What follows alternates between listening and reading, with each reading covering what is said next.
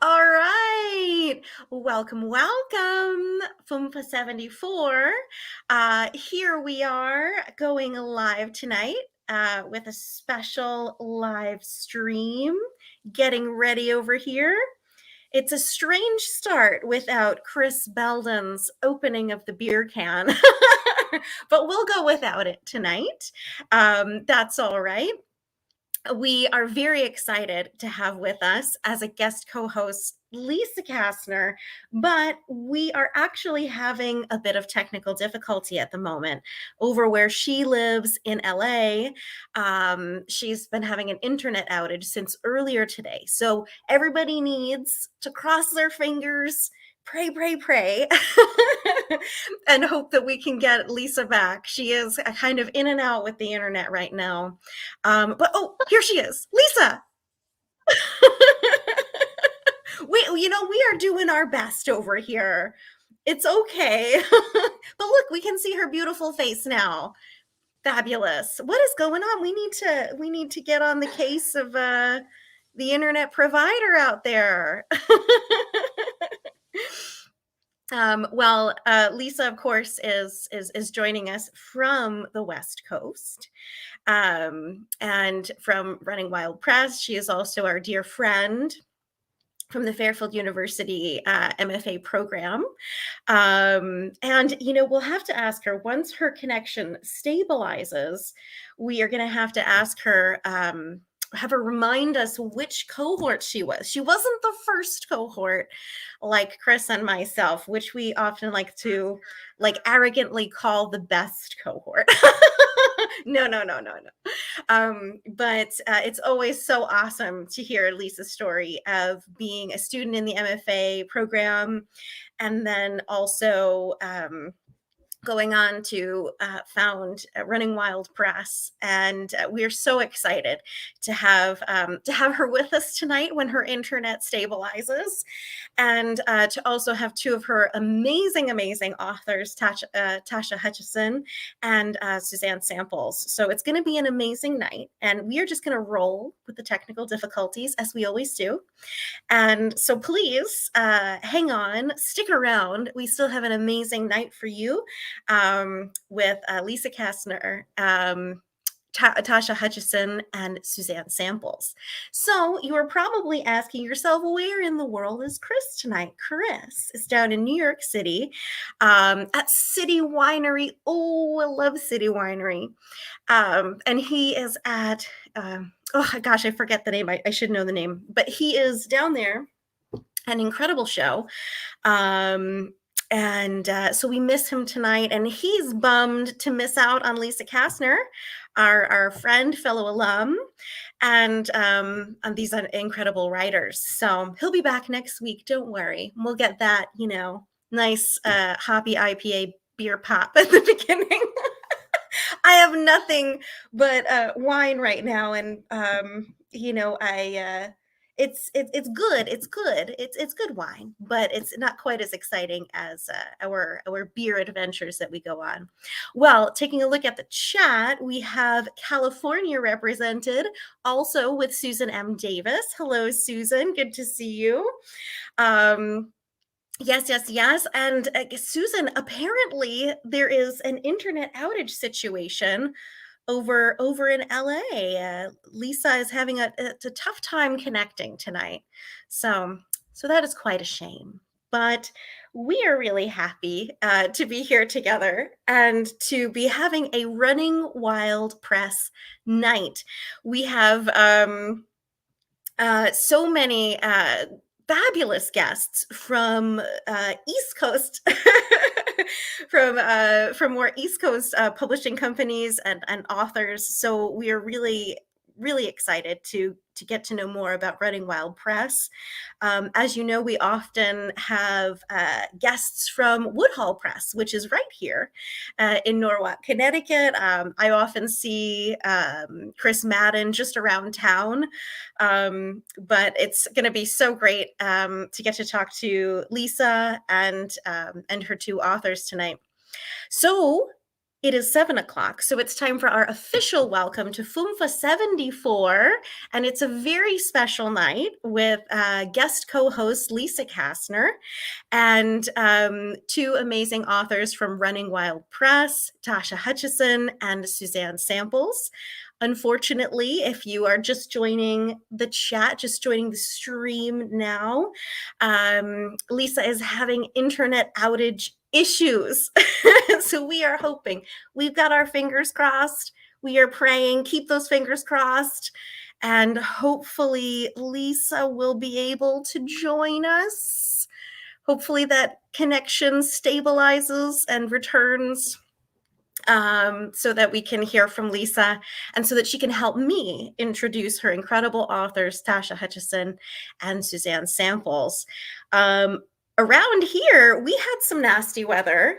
Actually, I wonder if Lisa's internet outage is related to any kind of internet outage, weather issue over in LA, because we had a wild rainstorm over here in Connecticut yesterday, and apparently a tornado touched down in two places. My mom was very, very concerned about this, but it was east of here, so it was actually close to Mystic. So hopefully all of our friends out in Eastern Connecticut are doing okay over there. Oh, we have mom and dad in the chat as usual. Lona, hey Lona. Brooklyn is in the house. Indeed it is. Awesome, Lona. So good to see you. And Susan M. Davis is just taunting us because she's saying it's 90 degrees here. Summertime. So nice, so nice. It just started to get cold here. So, I'm kind of just really turning the heat on. We've had a pretty easy time of it so far this fall. It hasn't been so bad in terms of, getting very cold, but it's, winter is really on its way. So it looks like Lisa is still having some trouble connecting. So we may not be able to see her until kind of our midpoint between the authors tonight. But she will keep trying. She will keep trying, and hopefully will be able to join us by the middle of the show, or certainly by the Q&A time at 8 if you're on the East Coast. So it's so great to see so many friends in the chat already. Once again, this is a special guest co-host night as soon as Lisa is able to join with Lisa Kastner of Running Wild Press and with her authors Tasha Hutchison and Suzanne Samples. We'll welcome Tasha up to read in just about 2 minutes here, but I will do the honors that Chris normally does, giving the announcements of what is to come in the next few weeks. Next week, we have Suzanne Frischkorn and Nathaniel Beck, welcoming back Nathaniel Beck, one of our incredible performance poet readers from the summer, the group reading that also featured Paul Latour, Elemental, Ray Jane, and Vasilios Leon. So we're excited to welcome him back and welcome Suzanne Frischkorn for the first time. And after that, we will be taking a little break for Thanksgiving. Oh, looks like, Lisa, do we have you? We have her. We can see her. She looks amazing, doesn't she? Fabulous. All right. So we're glad that we can see Lisa. It looks like things are getting a bit better with her internet connection, and hopefully will only continue to get better. After Thanksgiving, we have our special annual reading where Chris and I will read from our own new stuff. So that will be the first reading that we do in December. So stay tuned for that, Katie Schneider and Chris Belden. And then we'll have our special holiday night immediately following that, before we take our little holiday break vacation. So that will be a theme reading, a group reading. It's going to be a lot of fun. We also still need 2 or 3 more readers for that. So if you're interested, please do reach out. It looks like Lisa is a little frozen, but I'm excited that we can at least see her for now. And hopefully it will just get better. It is 7:05. So it's time to welcome our first reader of the night. Welcome, Tasha. Hi. Hi, Nice Tasha. to I am so sorry that Lisa's having such trouble tonight. know. I am so sorry. But, the show must go on. Let me get your banner up here. Tasha, how are you doing this evening? I'm wonderful. How are you guys?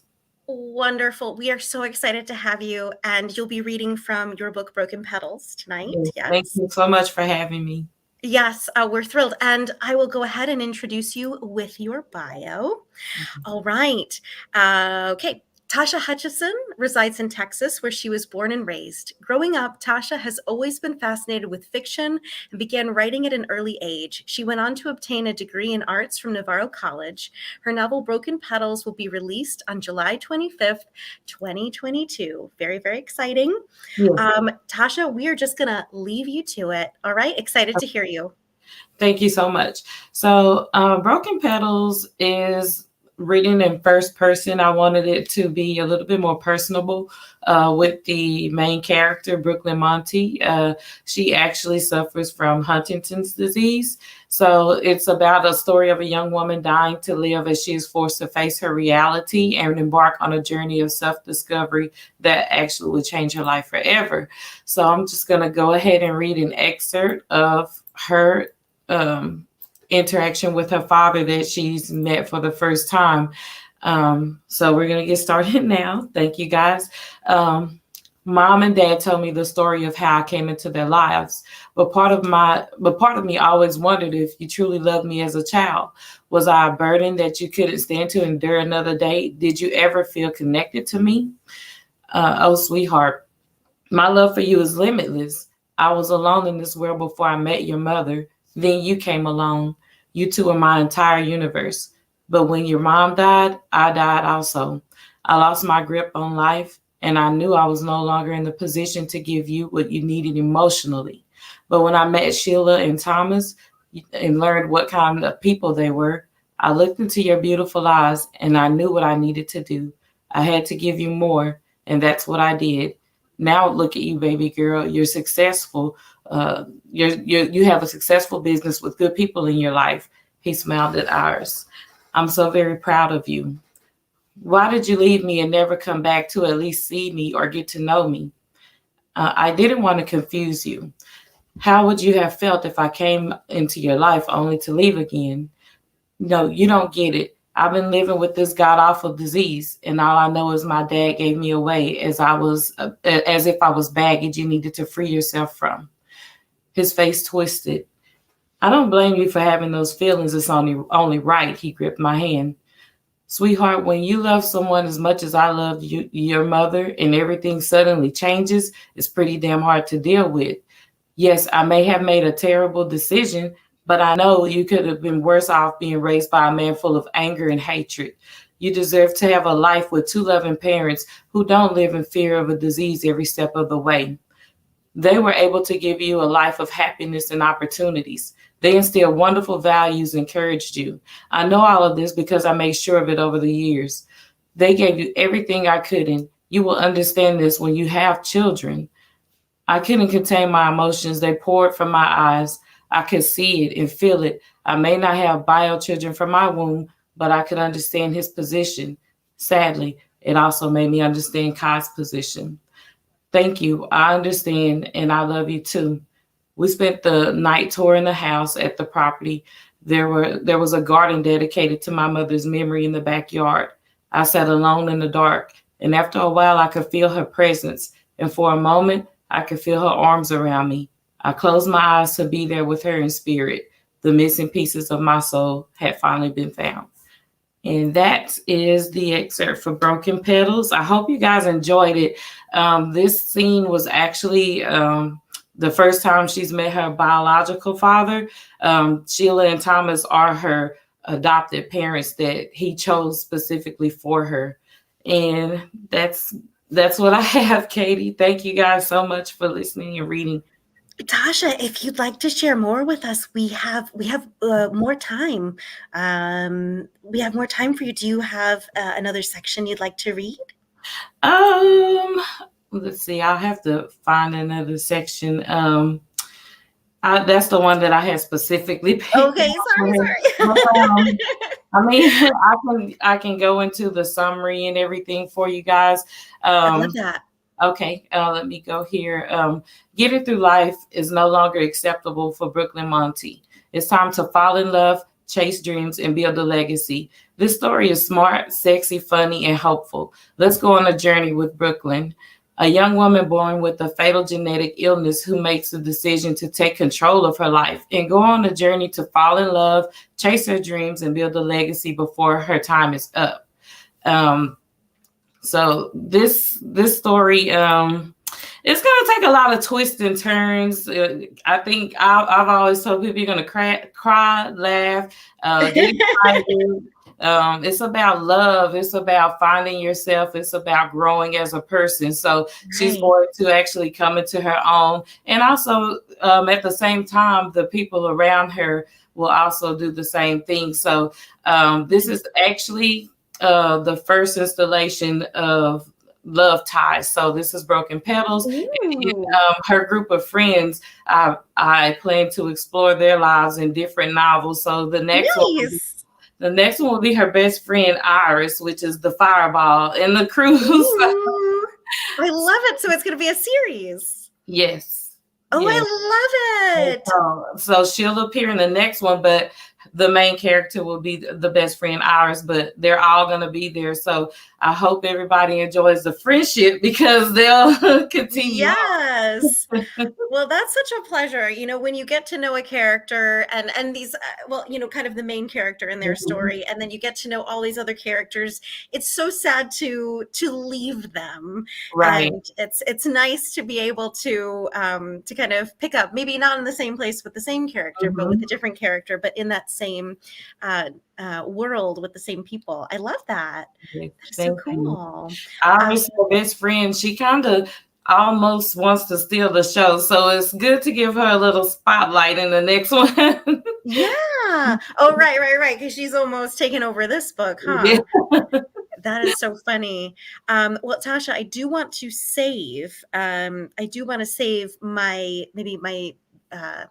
big questions, extra questions for the Q&A time at 8. But since you still do have a little bit of time, I would love to ask you a question or two now, if that's okay. Yes. Yeah. So the main character here, Brooklyn, has Huntington's disease. Yeah. And she's kind of holding herself back in these different areas of life because she feels like life is going to be over soon. Right. But she still has this dream of being married, having a family. And so that gets challenged in this book. So that's where I guess the romance comes in. Can you tell us what do you have? What made you choose Huntington's disease, and what made you want to kind of focus on this aspect of really facing one's mortality and dealing with these issues? Where did the inspiration come from for that? Okay, my writing is always based on like hope and a journey. So I actually came across it. I was looking at a documentary and I saw it, and it fascinated me so much. I started looking into it more, and I'm like, it goes into what I like to write about, with giving hope and trying to overcome something that's meant to pretty much destroy you. So with Brooklyn, I wanted her to have something to, like, as far as trying to build her legacy. That's something that's easy for someone else who doesn't have this hanging over their head like a gray cloud. So it was to provide hope to someone. They may not have Huntington's, but they may have something that they're dealing with, an obstacle. So if they can see that, oh, well, this person can get through this and accomplish everything that she wants, then what's stopping me? So that's why I wanted to use Huntington's, because it's huge, but it can be smaller things in your life. And if someone with something that huge, hey, I can do it too. So Right, absolutely. You know, you can still live your life to the fullest while Mhm. while you've still got it. That I was really thinking about that, and I was like, "Ooh, that's." I was focusing on the heavier aspects of that, and I think sometimes in life we get caught up with Right. the bad or difficult things that can happen to us, but whatever those are, they kind of fall short of a terminal illness, kind of staring you in the face. But nonetheless, in either situation, like how to deal with mortality and loneliness and the choices that you're going to make with whatever time that you have Right. is incredibly, compelling. Mhm. Um, Brooklyn kind of threw hers away, like she was throwing life away, and mm, but she has friends who are gonna push her along. So that's a great nice. thing for her. So to also understand that, hey, you need a tribe too, because Yes. we can't Yes. always do everything on our own, and so it's like, girl, get up, let's go. I And love it. I mhm. love it. I love it. I love it. Can you give us a little snapshot of the romance? Can you the give us little tasty tidbits? um her partner will be Kai. He and they actually meet in the airport, and she was in the line for coffee, and her carry-on fell on the floor, and so he's like dangling her red underwear on his fingers. I love He it. was like a nuisance to her at first, but then, she kind of warmed to him, and she was like, I might as well he's easy on the eyes, and he has a personality, and brings out a side of her that she hadn't seen in a long time because she was diagnosed at 19. So Yeah. before then, he kind of makes her feel like the girl that she was before the diagnosis. And so that's why Oh, she kind of clings to him and gives him a chance. I love that. Oh, I love that. I love that. I love that. I love well, I mean, romance is just irresistible to me. Mhm. Anyway, I think, to all of us to some degree. Well, that sounds absolutely delightful. And okay, so I don't want to ask any like book ruining questions. Okay. I don't want to make you say too much here. I don't Mhm. want to prompt you to say too much, but so they have this meeting in Mhm. the airport, but how can you give us a little tidbit, a little hint about how that relationship develops to the point where she has to think about, you know, am I going to get involved? Am I like too afraid of this? Because yeah. Yeah. Oh, okay. So when as they go further along, she does kind of push back a little bit. Like, let's say the scene where he wants to give her a key to his home, and she's like, no, she didn't want the key, and he's like, I never heard of a woman who doesn't want the key to her man's house, and so the whole time she's holding on to this secret because she does not want to scare him away. She actually wants him to Oh, get to know her without thinking about, oh, she has Huntington. So she wants him to know the oh, real her. So, but she's holding on to this secret, and he will find out about it. And so they're going to have to fight to be with one another. He has to try to let go of his fears and be strong enough to be the partner that she needs. And wow, wow, wow, yeah, wow. so they're going to have to climb that mountain. And she actually ends up by chance meeting his brother, who he hasn't spoken to in years. And Oh, so oh, I love a good coincidence. yeah, and so while she's having drinks with him, well, she goes out to dinner with him, not as a date or anything. Yeah, They, yeah. they just she told him off in the bar because that was the first person that she told, oh, I have Huntington's, and he was like, you're Oh, throwing your life away. You're out here sleeping around with a bunch of women and just doing everything, and you're throwing your life away. And here I am fighting for mine. So they end up clashing, but she needs someone to talk to because she feels like her life is falling apart. And at the same time, the right. brother has been trying to get in contact with him. And so he stole a package from the mom's house that belonged to the brother. So he has to come and get it. And so everyone's going to meet up at the same Oh my gosh, Tasha, I time. love it. I love it how you said this. Oh, this really, I love that. I love that, and I love how it's all going to come. I can imagine how it's all going to come together. Delicious. I love it. Like I can't wait. And that's interesting. So she keeps it a secret from Kai for a long Mhm. time. Long time. Okay. Ooh. Oh, Even right. after So he's being like, why don't you want to get closer to me? Like and he yeah. doesn't get it, right? Yeah. Okay. She gets close, but she Mm. only gives so much. But they'll actually get engaged, and he still won't know. Ah! Okay, so you're gonna get a little stressed. Like you're gonna get a little stressed as the reader here. I always get stressed. I mean, it makes it more exciting, but I'm like, oh, he needs to know. Yeah, because like her dad is gonna talk to her about it, because if you love him, but you need to know that this person is going to be there for you when things That's are not right. the way that it was before. So is he Right. gonna run, or is he gonna stay there? So the Right. only way you will know that is if you tell him. And then we'll Right. see if he sticks around. If he doesn't, you'll still be the amazing person that you were before you met him. So Right. Whoa. Big things in here. Big mhm. things. But I have a feeling like that you're mixing, of course you're mixing in all of these kind of delightful aspects of, Mhm. romance and sort of kind of uh coincidence and Mhm. intrigue and fun kind of all mixed in there at the same time. That's Mhm. um a lot of heavy things to consider, but also just sort of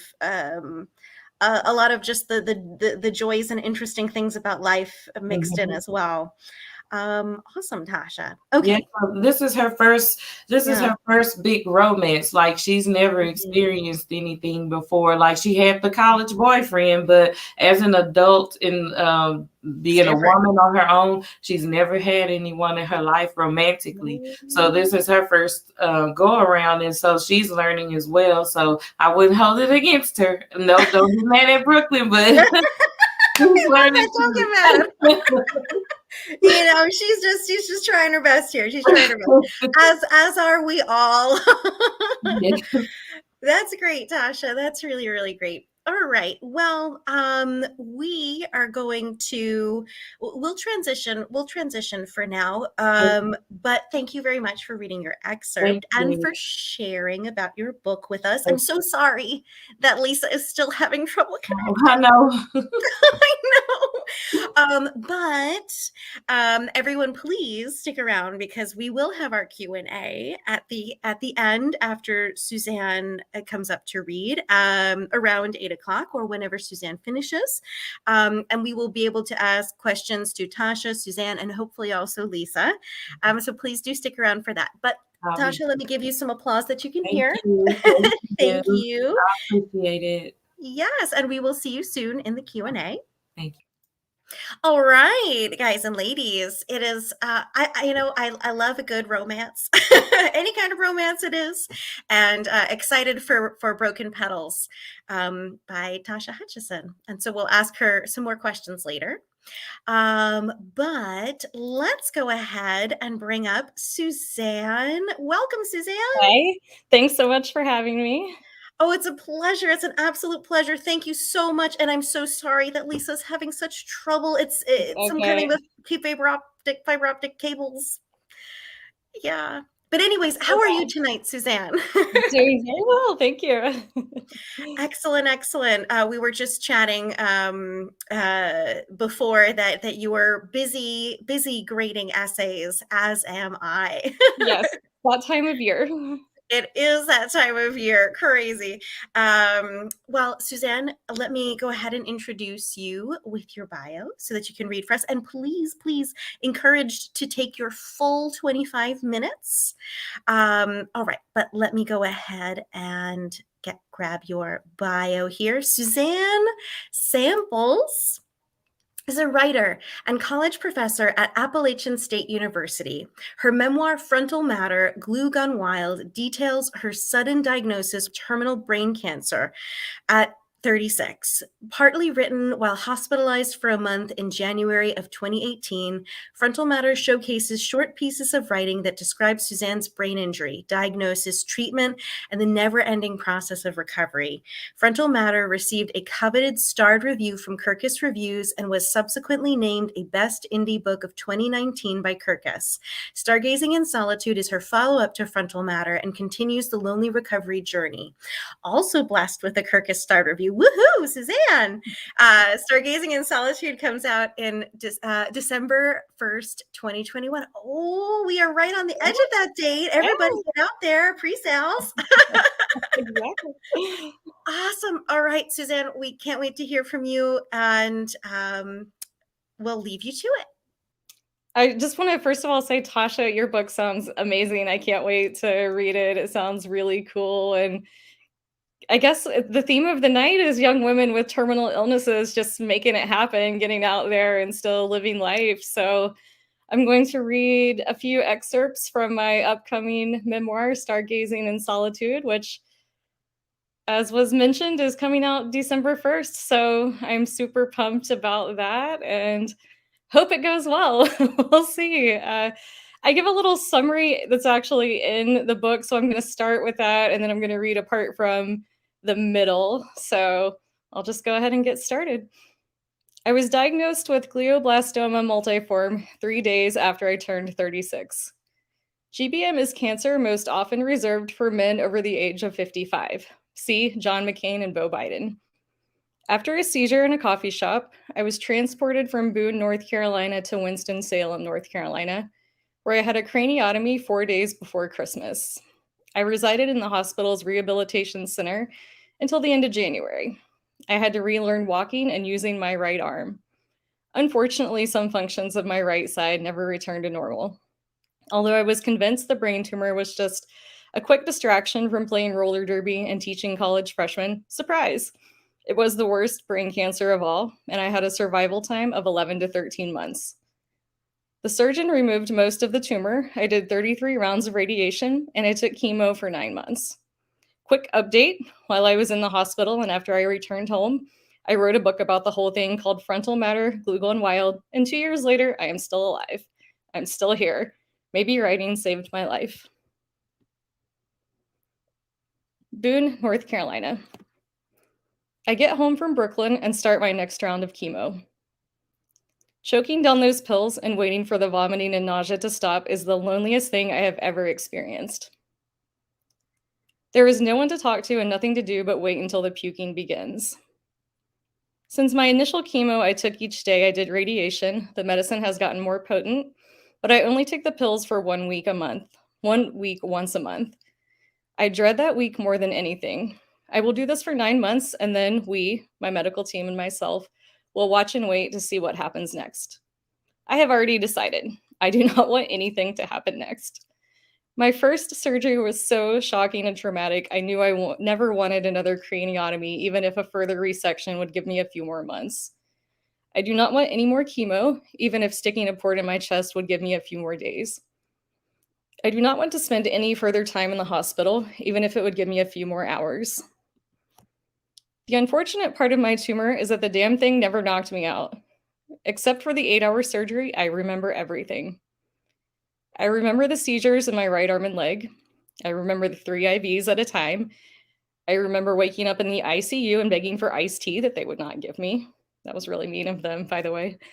I remember the long hours of listening to my mom call my dad and discuss what color to paint my deceased Nana's house. Seriously, how long could they consider such a thing? Hours, apparently. Days. I remember all the ways my physical therapist, Brad, tried to get my right leg to move. Some ways worked, and some didn't. I remember the surgeon and my mom leaving me the night with a devastating diagnosis and begging a nurse for something to knock me out, please. I remember waking up the next morning and the world being the same for most people outside of the hospital's doors. I do not want any other memories like those. I do not want to be sexually harassed by all the old men at breakfast in another rehabilitation center. I do not want to call 2 nurses into the room whenever I need to piss. I do not want to be told I am not allowed to stand up from a wheelchair because everyone fears I will fall. I stare at the chemo pills in my hand. I had to pick them up at the UPS station because I was not there when the driver tried to drop them off. They needed a signature. Of course they did. Unless you're one of my cancer buddies or you've done this yourself, I bet you did not know chemotherapy can arrive in the mail. Well, it can, and when I stare at those 2 gargantuan pills in my hand, I wonder just where I went wrong in my life. Sure, I've heard it all. You didn't do anything wrong. It's only a weird gene mutation that has nothing to do with your diabetes. You didn't do anything wrong. But there had to be something I did to deserve this. Did I treat people like shit in a past life? Did I steal horses? I would not put it past the samples to do such a thing. I've heard they stole a lot of horses. Did I try to convince people windmills were giants? I have no answers, but I sure thought about this all a lot. Red pill or blue pill? I think as I stare down at the temozolomide. There are both. I have no choices to make. I wash the medicine down with iced coffee. Sure, it's 7 p.m., but I will be knocked out anyway. Except I need to know things. As someone with a PhD in Victorian literature, I have $94,000 worth of research skills, and boy, do I plan to use them. I stay up every night reading articles about glioblastoma. You know by now GBM usually occurs in men over the age of 55. However, they can happen to females and younger people too.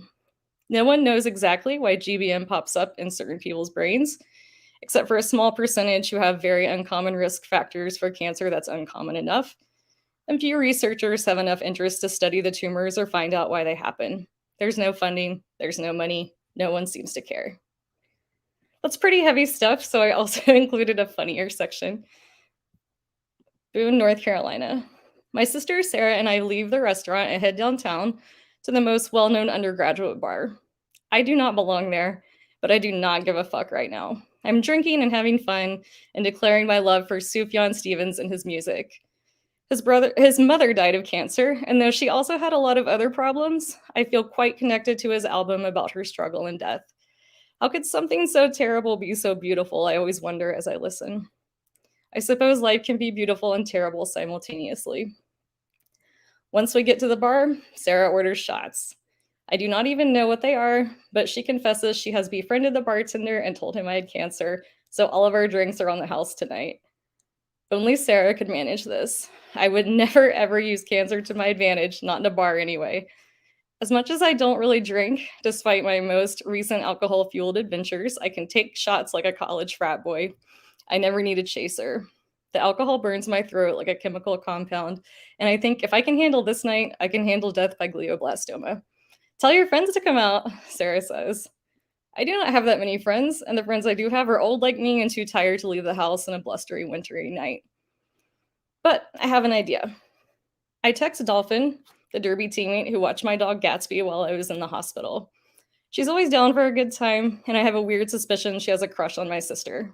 I mean, everyone has a crush on Sarah. Guys, girls, trans folks, and dogs. The only person who does not like my sister is my cat, Prue. Dolphin arrives 3 minutes later, and CK is with her. I am confused. How did they get here so fast? Wasn't CK planning to sleep with her coworker Paige before we left the restaurant? That's the last I heard. Oh, I forgot to tell you, Sarah says. I convinced my friend to give me Adam Durrett's cell phone number. What? I ask. I am not ashamed to admit my very first CD was August and Everything After by the Counting Crows. My cousin Emily and I were regular forum posters to AnnaBegins.com, a message board for all things related to the band. I had been to quite a few of the band's concerts, the last one just a couple of years ago with my ex. When my sister and I were kids in the 90s, we finally got VH1 on a cable package in West Virginia. It was a really big deal at the time. And I'll never forget how excited I was to see Adam Duritz singing and jumping around in a fringed leather jacket, as if the world had to know all the important poetic verses he wrote in his journal 3 days before. I swear it's him, my sister says. Let me see your phone. I'll put the number in. I give Sarah my phone and let her put in Adam Duritz's supposed number. After one shot, I am drunk enough to give this a try. Hi, I text. Do you remember meeting me at a party a couple months ago? I see those 3 little blinking gray bubbles and think someone is immediately going to tell me I have the wrong number. What's your name? He texts back. Suzanne. I don't remember meeting anyone with that name. It was at a party in NYC. We even made out. I can't believe you don't remember me. Send me a picture of your face, he texts back. You have 1 minute to prove I actually know you, and if I don't, I'm going to block your number. I sent him a picture of a miniature donkey. Whatever, forever. Sarah orders another round of shots for everyone. I suppose these shots are all in my non-existent cancer tab. I am done drinking, but Sarah is having none of it. Just act like you're drinking and then toss it under the table, CK tells me as she ties her blonde, slick hair into a high bun. I've been in a lot of situations where everyone around me is super drunk, but I don't want to be. I've learned some tricks. I have an ally, I think. I'm ready to go home, but she's the only one listening to me. Everyone else is drinking and dancing and having a good time, but I was never this person anyway. I was never the person drinking and dancing and having a good time. I was the person at home, reading a book and drinking tea without sugar. That was me. I look up and see that Sarah has saddled up on her booth and is riding it like a bull. This causes her to give the guy in the seat next to us a strange sort of lap dance, and he is embarrassed but also kind of likes it. To this day, Adam Duritz still opens my Snapchat stories. What can I say? I look good for someone with terminal brain cancer, even if we never did make out at that party. All right, that's all I'm going to read. Thank you. Suzanne! Woo! Okay, so a roller coaster of emotions as you were reading, and as you said at the beginning, we kind of have two incredible authors tonight with these stories about women with terminal illnesses, but who are kind of making life happen. And so absolutely, it certainly sounds like your book approaches like the hard realities and the really painful and the harrowing situations that you went through, but also just how you were living your life at the time and counting crows. That's amazing. And I'm very I don't know why I just didn't send him a normal text. Like, I don't know. I guess because I was drunk. I was like, I'm just gonna pretend that I met him already. I love it. I absolutely love it. And I know that 90s childhood VH1 music video. I can see it right now. Yes, it's so fantastic. Iconic. I love it. And you know what? That was me drinking the tea without sugar and reading a book. I didn't get into going out until I was older. Right? I so hear you. Thank you so much for sharing. Suzanne, you do have some more time if you would like to read another segment, but I'm not sure if you have planned another. It's totally up to you. Yeah, I didn't plan another, but I'm happy just to talk a little more about it. Tasha got me thinking, just about the ups and downs, and my books too also deal with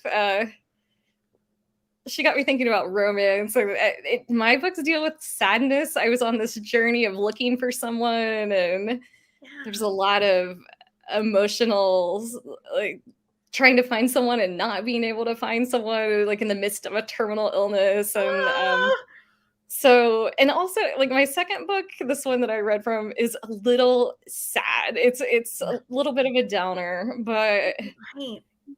I'm thankfully in a better place now. And I'm working on a third book, and it will have much happier stuff in it about how I did meet someone that was great. And so, I think when people read this book, it might be a little sad and kind of like, oh, that didn't end well, but this isn't the end. I just kind of wanted to throw that out there. This isn't the end. It's not the end of the story. But there's more to come. I think that's so important to be real about the sadness, and also to be real about, like sometimes you want to meet someone so bad, but it is just not happening. And I mean, I hear you. Even when I didn't have an illness, I was not meeting people, it just wasn't happening. So but, like when you have, especially like if you have that desire, you have this dream, and especially this feeling like, my time is limited. That's an incredibly powerful thing, but also something that people can really relate to. And in reading that, though it is sad, though it is, you said a downer, but people see themselves reflected in that, and that's a Yeah.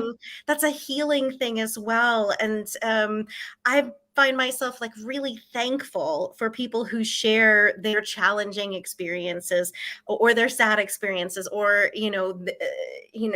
situations where they're really disappointed, Yeah. especially if they then go on to get exactly what they want. I love that. I love a happy ending. Right. But Yeah. Right. even if they don't, it's incredibly healing to see that realness. And that's so important too. And it's awesome. So that will be a third book in this series. Yes. And then after number 3, I'm done. For a No, while. Yeah. Suzanne, we need more. But yeah, the second book, I think it's kind of going to be difficult maybe for my, close friends and family to read, because I say a lot of, I'm never going to do any other treatment or surgery, because I was so depressed during that time in my life. But it's hard because the publishing process takes so long. That was written such a long time ago. I mean, I think 2 Right. years ago now. So my life has completely changed. But because it's a memoir, I'm kind of nervous for people to read it and think, oh, she's in a rough. I was in a rough place, but I Right. did come out of it. So that's good. That's good news. Right. Spoiler alert, no, Adam Duritz is not my soulmate. That didn't work out Oh. badly, but that never went anywhere. But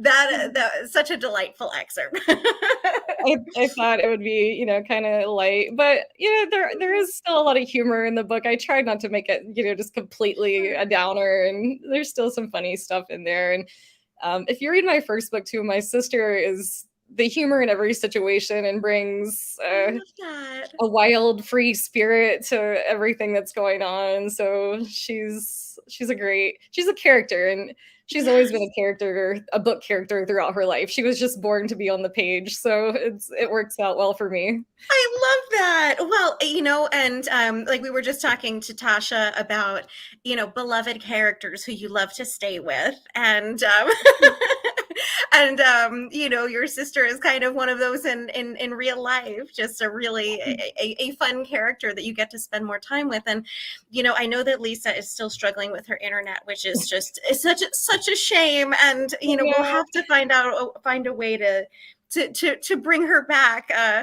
to share. But I love that, and I don't know exactly what the process is, but I'm understanding now that that this was this originally designed by you as a series, or is this something that you developed with Lisa at No, Running I Water? mean, because I assumed I was given this diagnosis and thought I would be dead in My like God. less than a year.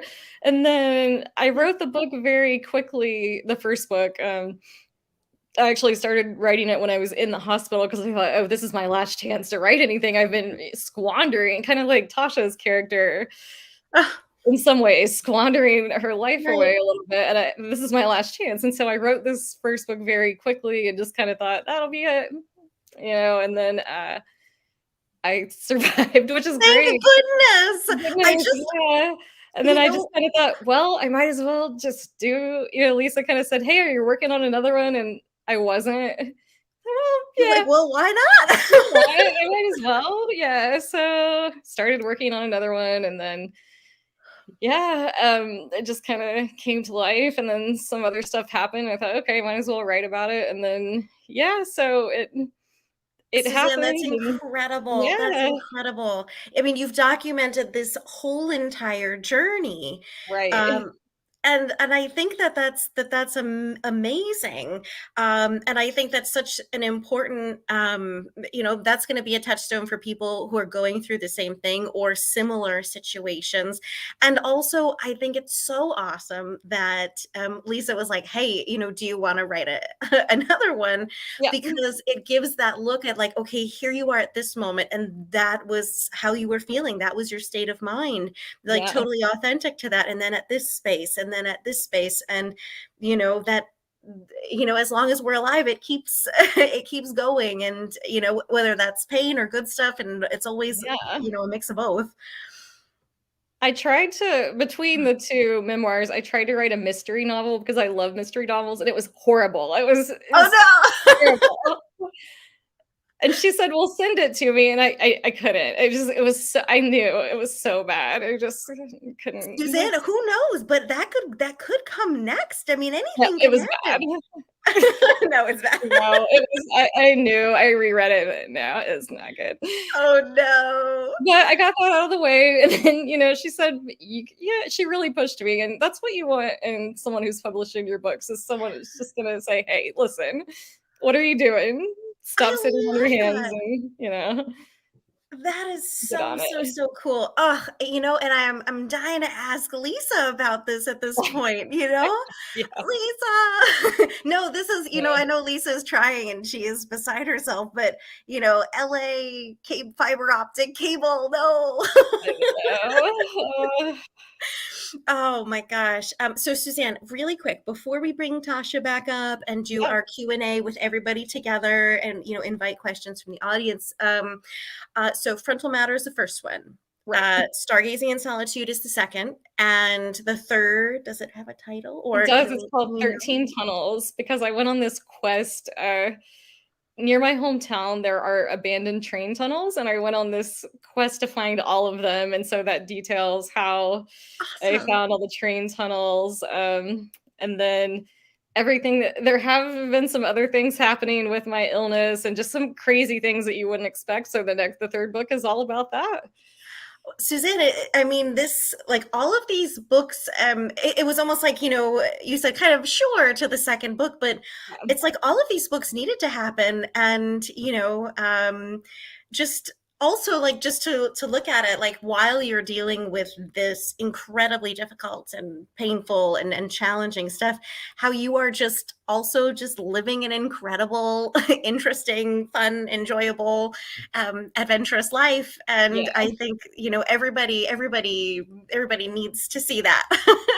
I've been it sounds so cliche, but I've been incredibly blessed to still do what I love to do. And most people with my diagnosis and there are a lot of different brain tumors and you can still live a very long time with them, but still I feel extremely lucky to still, be able to write and teach and do all the things that I'm doing. And despite the hardships I've faced, I've still been able to do what I love. And so that's been amazing. I can't be more thankful for that. Well, we are so thankful for that too. So thankful that we get to meet you, Suzanne, and read and hear about all of these incredible books and your adventures. And it's an amazing thing. And just we now all learning your story can celebrate with you in your recovery and your feeling so well for so long and all that you're able to continue to do. It's awesome. So thank you. Just thrilled to meet you, and so kind of reveling in that blessing along with you. Absolutely. Well, poor Lisa is still totally disconnected. But we are going to bring up Tasha, and we will start our Q&A a little bit early and get to talk to both of these incredible authors from Running Wild Press. So put your questions in the chat. Don't delay. Get them in there. Let's bring Tasha back. Hello, Tasha. Welcome back. Oh, I think you're muted, Tasha. Just go ahead and mute yourself. Oh, I was saying, Suzanne, you're a rock star. I love your transparency and your vulnerability. This is a great story. I love it. I appreciate it. Thank you. Yes. Those are two totally perfect words, Tasha.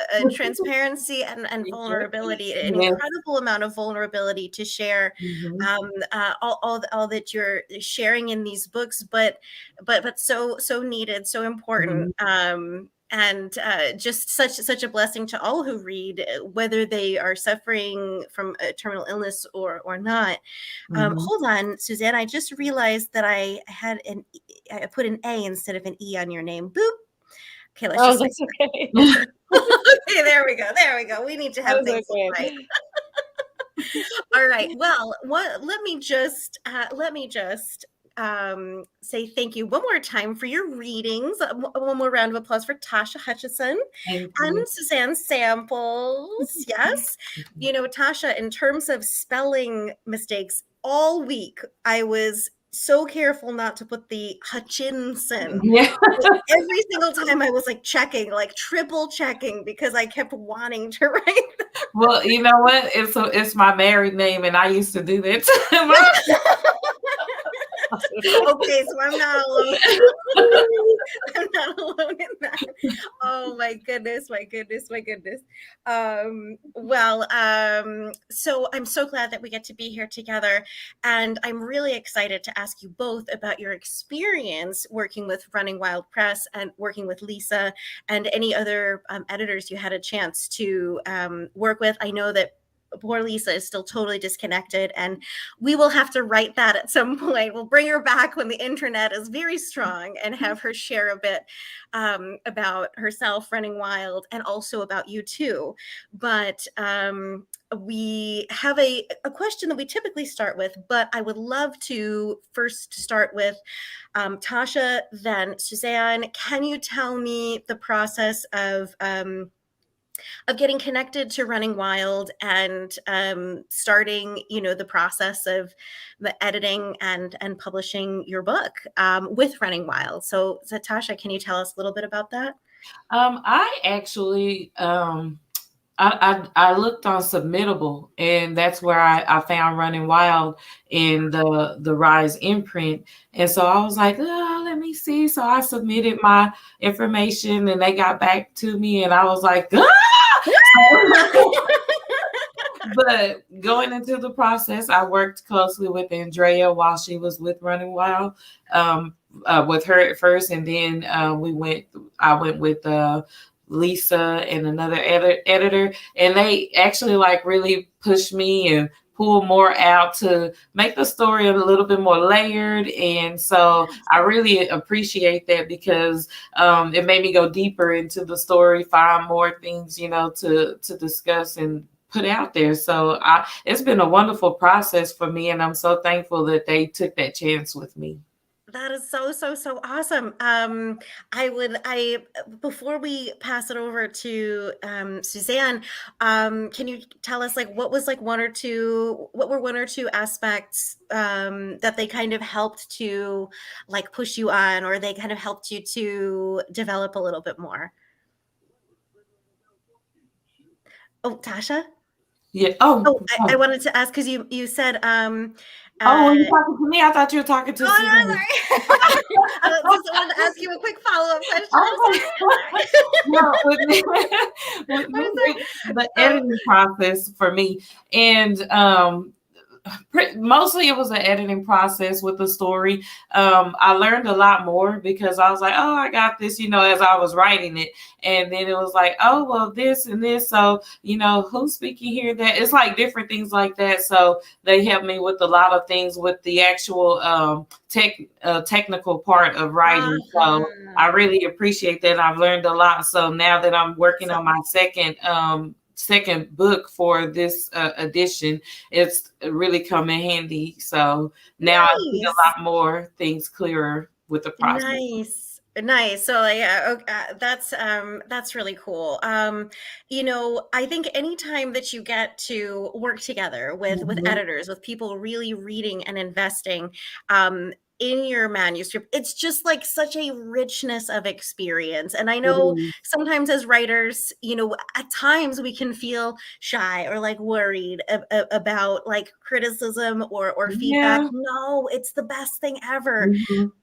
You know, well, and especially when it's coming from people who are supportive and encouraging and like want things to develop well, like not like nasty criticism. That's no fun, but like feedback is the best. Yeah. I think Lisa is like just a woman in her own. So I love to take advice. I listen to the criticism. You have to put your ego aside and learn, because as long as we're living, we're going to be learning. So you have to just take it and learn from it and grow from it, because the more that you grow, the better that you will get, if it is something that you want to do. Love it. I absolutely love it. I know, because I just do poetry. Chris, our regular co-host, he's our fiction guy, and he is all about workshopping. He's doing this all the time. But even as a poet, in terms of developing my poems, in terms of like my chapbook, like they would not be what they are if I had not bounced them back and forth between so many people. And that's what I need to like get more of now that I am, no longer in an MFA program. I need to get into a situation where I can really work with people more like that. And I can only imagine like how awesome Lisa is and the editors at Running Wild Press. I was taking a look at the website earlier. I was like, dang, just incredible people to be going back and forth with. But yes, Suzanne, we got to pass it over to you. How was it getting, getting in touch with Running Wild and working with them? Yeah, I actually, like Tasha, used Submittable as well. And I was on a cruise with my mom. No. And we'd pulled into a port, and I thought, oh, I'll check my email, see what's going on. And I saw the, because I just kind of threw it out there and thought, no one's ever going to accept whatever. And saw that Running Wild had accepted it. And I kind of looked around like, did that really, am I imagining this? Was actually interested in this? Like, that can't be real. And so I reloaded the page because that must be some kind of glitch. I mean, this weird port in the Bahamas or wherever we were. Like, this can't be right. I was like, this is some strange regional spam. It can't be. Like, who's spamming you about your book? I had that same thing when I got the acceptance for my chapbook. I'm like, this is a lie. Submittable is joking with me. Yeah, this can't be right.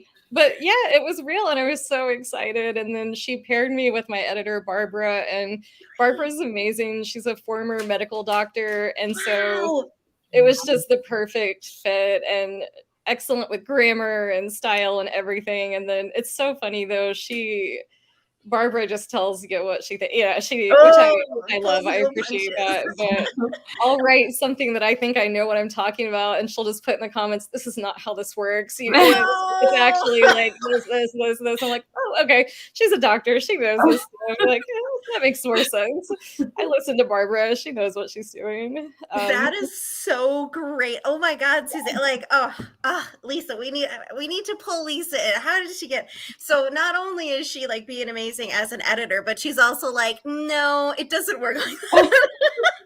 Yeah, so Barbara knows her medical stuff and grammar and style. She knows everything. I don't know how she knows everything, but she really does. And I listen to her, and yeah, she's great. And like Tasha said, you do have to put your ego aside and just go with it. And yeah, but it's not that hard. Like you said, you're always learning, and you just have to go with it. And yeah, like they're there to help you. So they're not your enemy. They're helping you become a better writer. It's a very collaborative process. And right, you're like, they want to publish this book. They're working with you to kind of push it in these directions that are going to make it even more amazing. And that's such a gift of an experience. It's so and awesome. I've never found that Lisa or Barbara's ever tried to change my voice, which is very important for all writers, but they've never tried to do that. It's just trying to hone my writing, make it the best it can be. So it's great. They're awesome.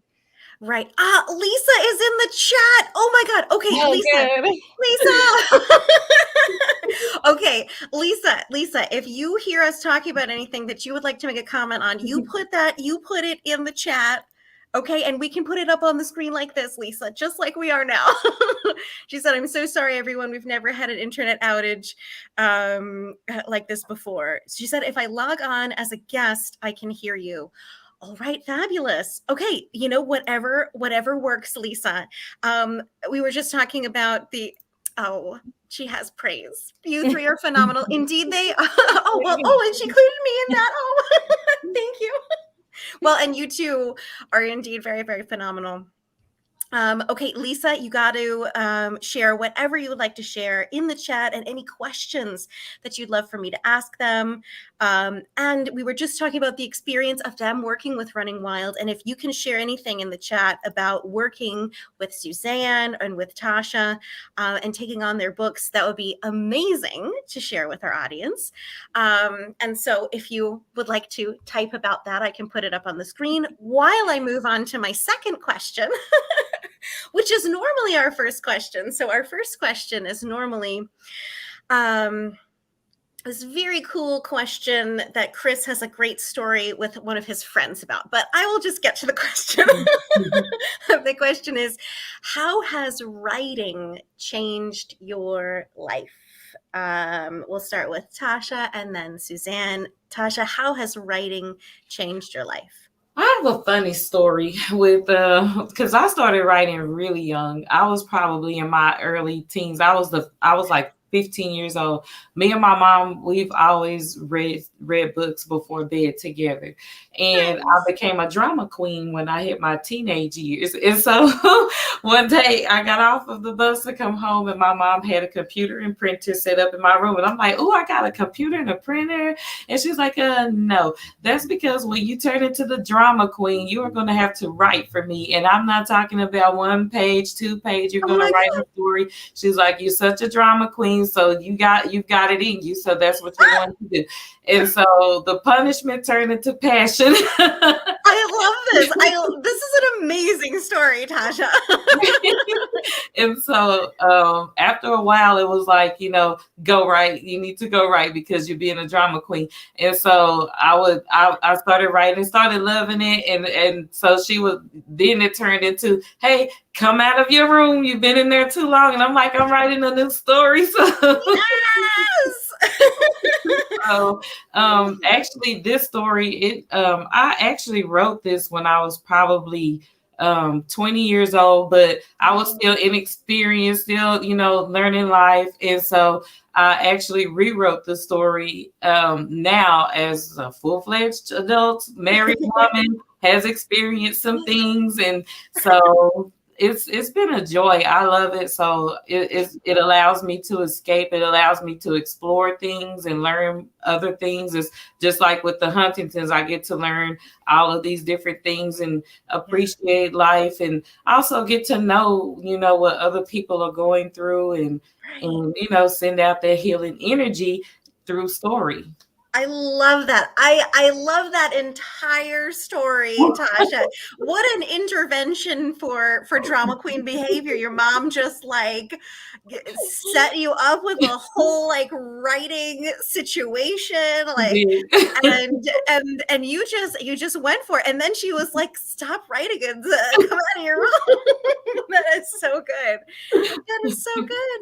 And I also love what you said about it's brought you into this, it's become a passion for you, and it's become something that has led you to research and greater understanding and compassion, and an opportunity to kind of send that healing energy and share these different experiences. And that's absolutely incredible. Lisa has some things to say here. She says, we are totally blessed to have both Tasha and Suzanne as part of our Running Wild family. And I can see why, Lisa. I love Lisa. And she said, everyone's welcome to ask me anything. And she says, Tasha, I love your mom. I love your mom too. Awesome. Oh, and our dear friend and fan of the show, Chance, says, LOL, punishing a writer by giving them a prompt, right? by telling you to write and setting up your situation. And of course, Lisa says, I love you too. No. Yes. All right. Well, that question always brings us incredible answers. And Tasha, that is just the best story ever. But, Suzanne, you had said that you felt that writing kind of saved your life. But I will leave you to share it. How has writing changed your life? I started writing at a very early age. I grew up in a very slow, boring town and area. And I was a very imaginative child, so I wrote a lot. And by the time I got to college, sophomore creative writing class, I thought I was the shit. And I had this professor, former military, and he took me down several notches, but I needed that. I needed that very badly, and he kind of broke me in a way, but in the best way possible. It was, he was not cruel about it, but I needed taken down, and he made that happen. And after that, I think is when I started to find my voice better. Nice. I was very depressed that whole year, but I thought after I graduated, though, I thought he's the man who taught me how to write. I learned more from him than I'd ever learned from any other teacher. So that's amazing. It was helpful, even though at the time I hated him. I really I know that feeling so much to him. Yeah, he taught me so much. And it was a workshop class, so he told you exactly what he thought to your face in front of everybody. So, the story was crap, and I'm going to tell you why, basically. So, everybody learned in that class, and you became a better writer because of it.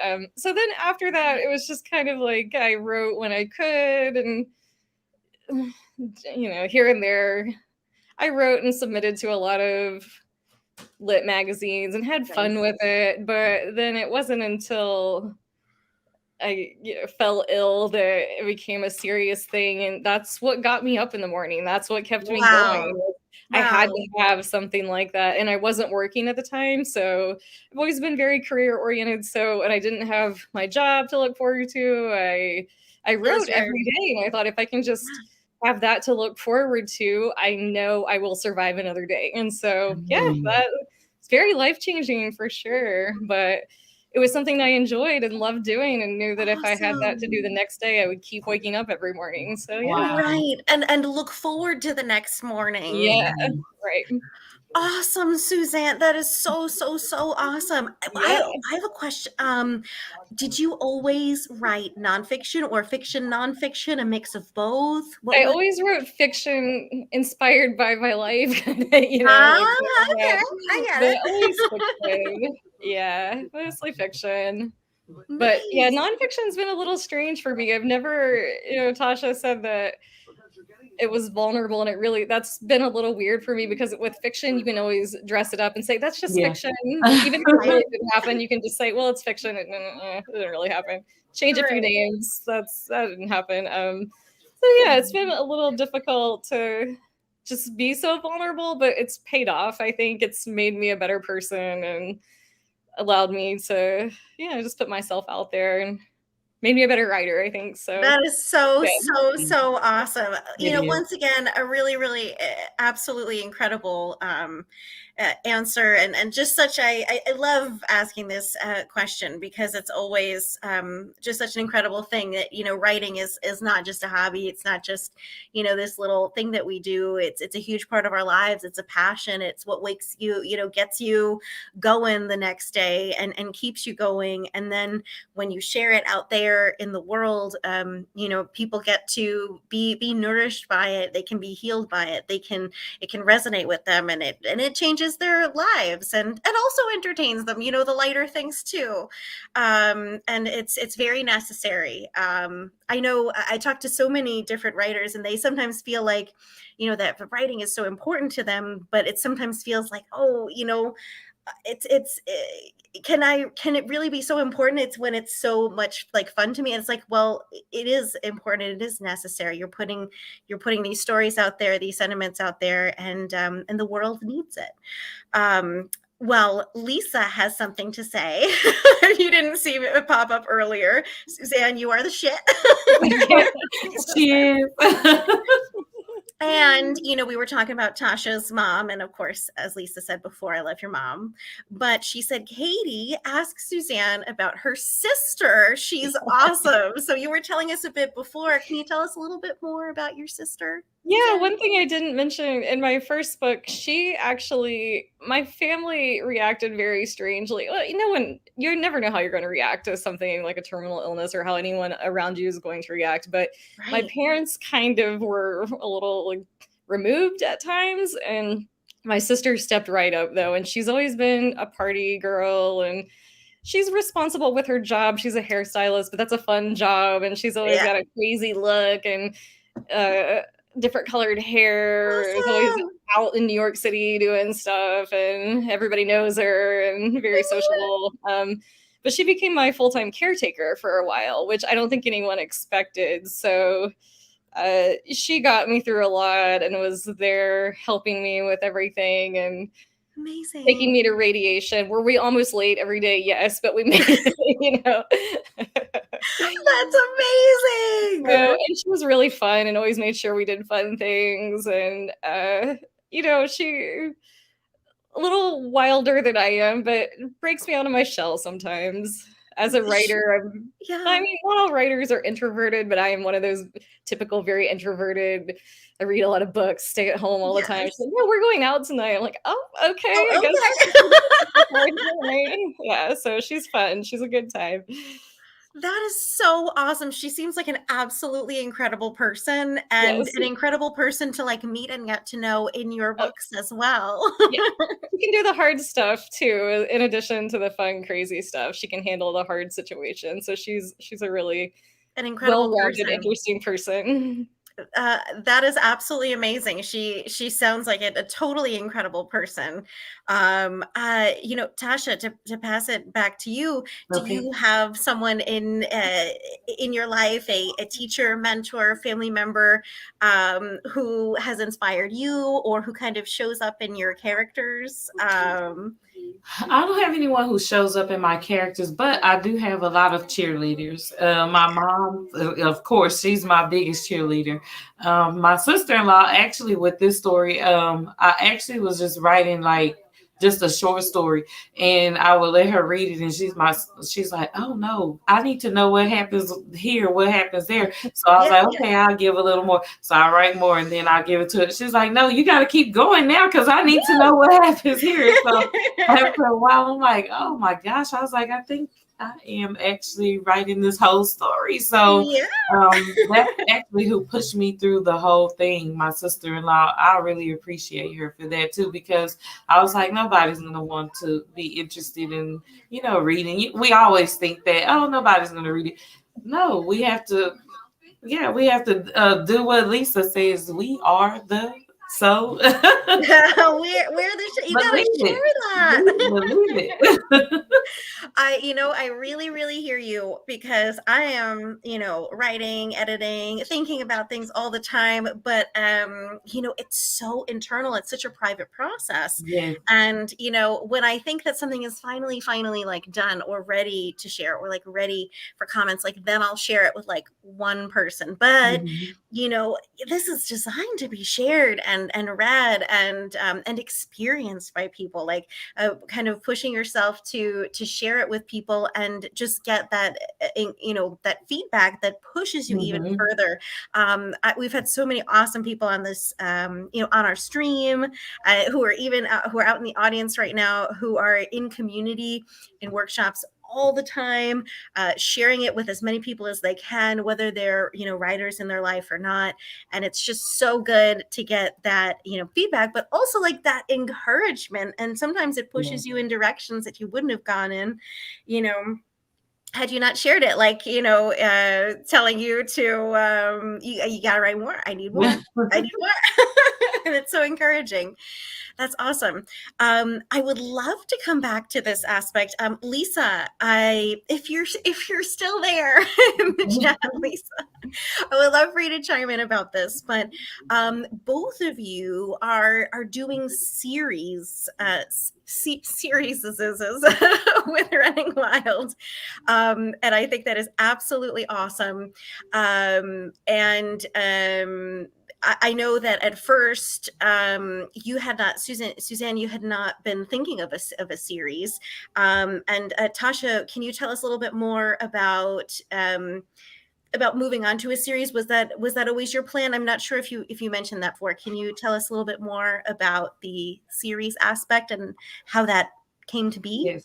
Well, Brooklyn has a tribe of friends around here, and That's so right. Yes. I've always thought of it as like a series, but it wouldn't run like, oh, this story and then we're gonna go right back into the same story. I've always thought of like exploring the different lives of her friends as well. So like we explore her life, then we'll explore the next friend's life. Like Iris is her best friend, and her parents died in a car crash while she was in college. But for some reason, she never knew her family. They never told her, never brought her around the family.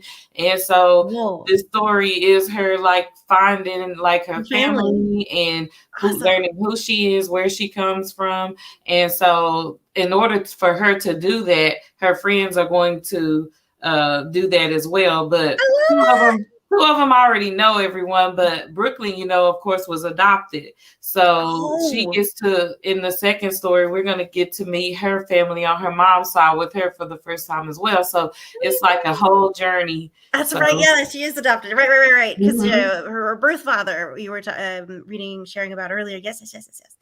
That is awesome, Tasha. I'm totally engrossed already. I need to know what happens. Me too. And so when your manuscript was first accepted by Running Wild, did you talk to the editors and say, I envision this as a series? How did that happen on that end?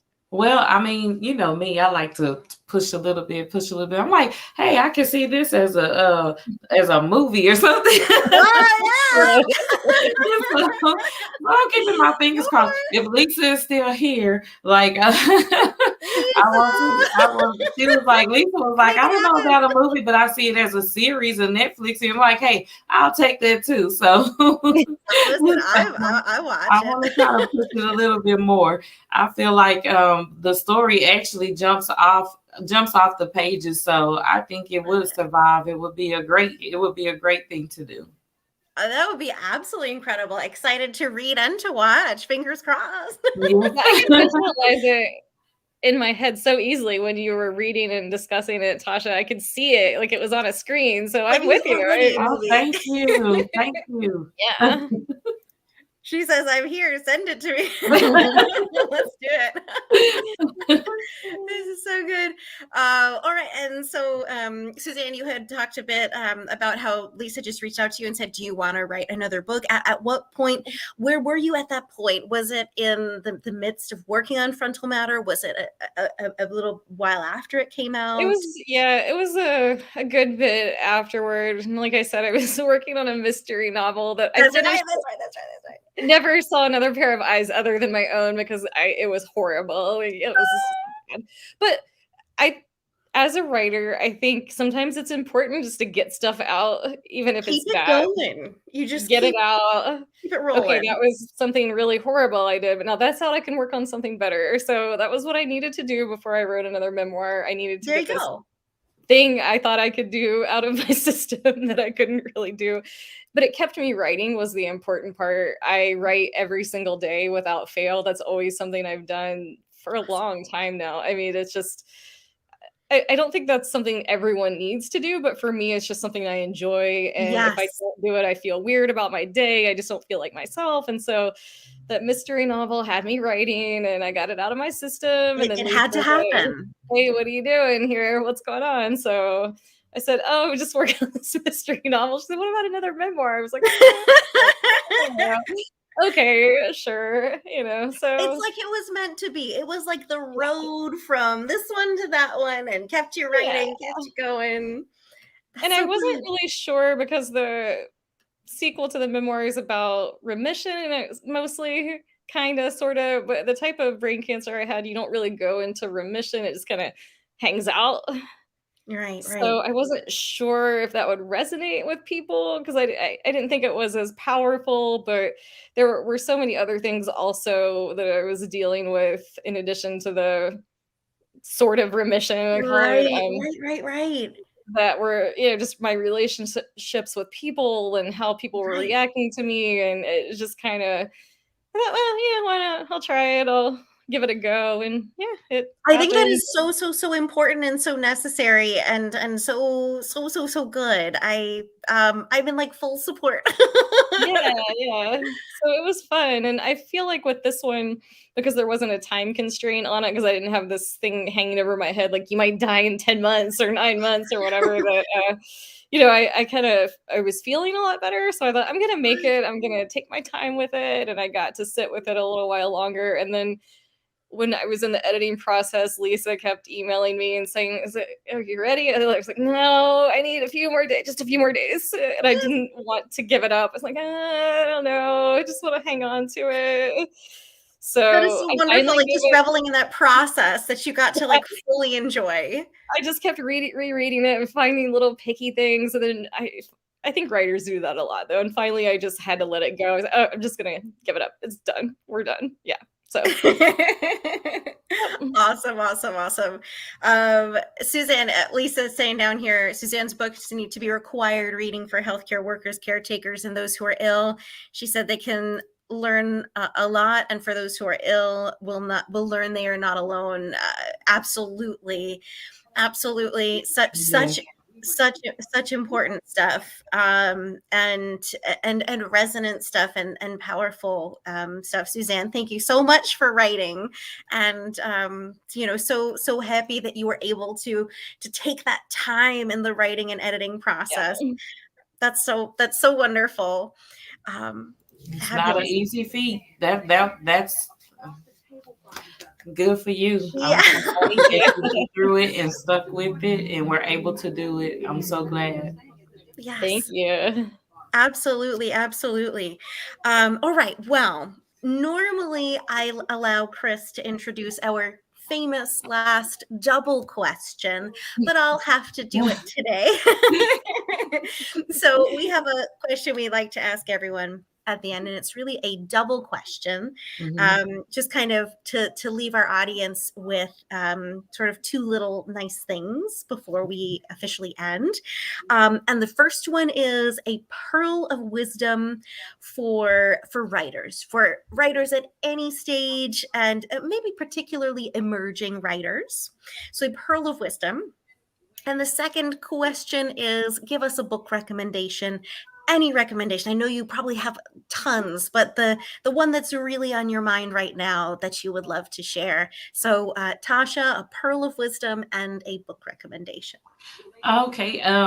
My pearl of wisdom actually coincides with the book actually Organizer. So when I was writing, I need to keep things in order. And so to actually be able to visualize it and see, I know everyone does the storyboards with the index cards and things like that. Does not work for me.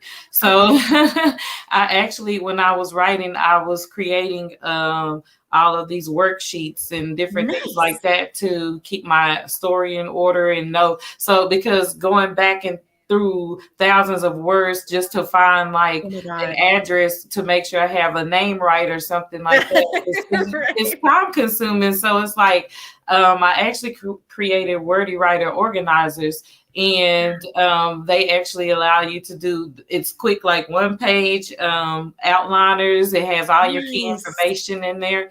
And the book actually that I read, and it actually helps me and inspired me. And it's actually the Stephen King memoir. Like to know that the book, when he wrote Carrie, he couldn't sell it, and so he was going to throw it out, and his wife took it out of the trash can and told him to hold on to it. It was actually before its time. Now look at it. And so it's like things like that. It keeps me going and keeps me motivated. So I really appreciated his memoir. I love that. Sometimes I kind of forget about that. I've read a few autobiographies, memoirs over the years, and I always realize just like how incredible it is to read about other writers in the process, and their ups and downs, and who sort of like saved them at these different points. That's always really, really inspiring, and that's a great pearl of wisdom. Kind of have to have this organizational system, and I think that kind of helps to reflect on the structure of things as well. I love it. Thank you, Tasha.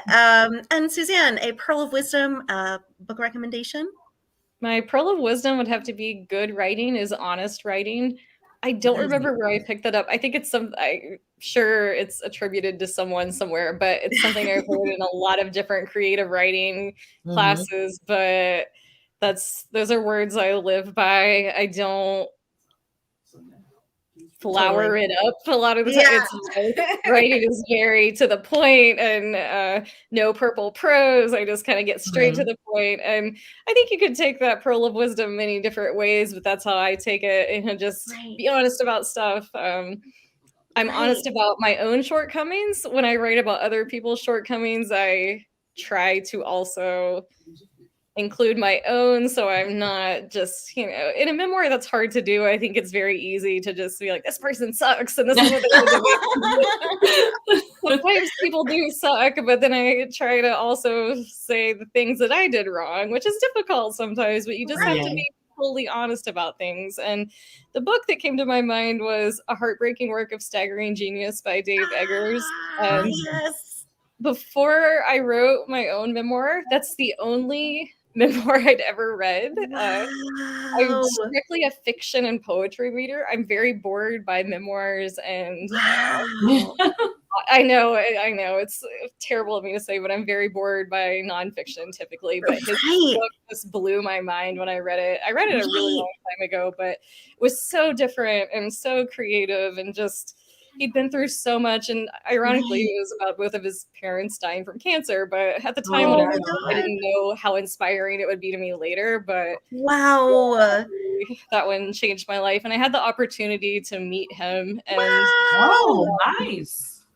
He was really, I think, given a bad reputation by the critics. They're like, oh, this guy has such a bad attitude, and and then when I met him, he was so kind and so nice and very grateful that I was a fan. And then one of my friends actually got me a signed copy of one of his books after I was diagnosed, and he wrote me a really nice note, and just very cool person. Yeah. That is so awesome. He's very nice. Yeah. So I don't think he deserves his reputation. I'll put it that way. But. No, I know what you mean. I know the way stuff happens like that.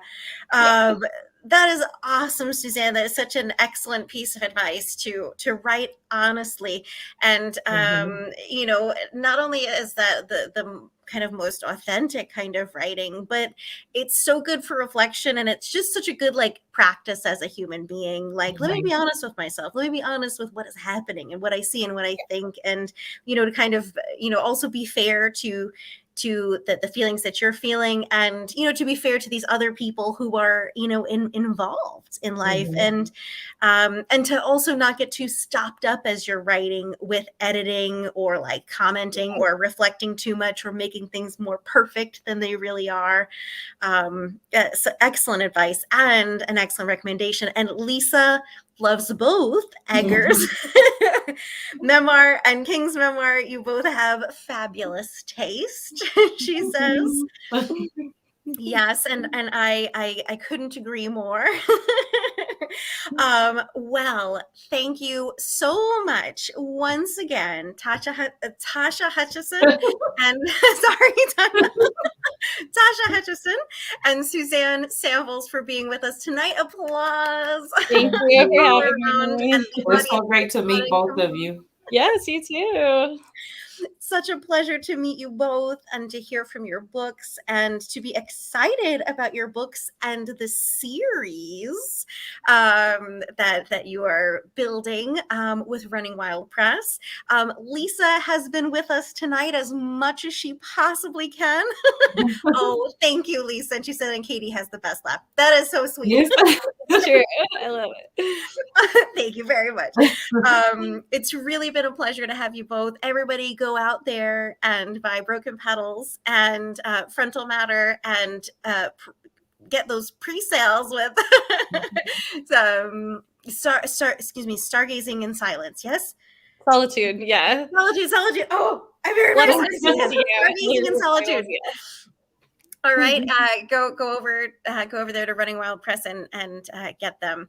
So thank you so much for joining us tonight, and I hope you have a fabulous evening. We will see everyone next week for Suzanne Frischkorn and Nathaniel Beck. And just it was an absolutely amazing night, and you both have to go onto YouTube and Facebook and see all the comments and love that you've gotten, and any comments I missed from Lisa. Okay. All right, thank you to both of you, and thanks to our audience. Have a good night. Thank you too.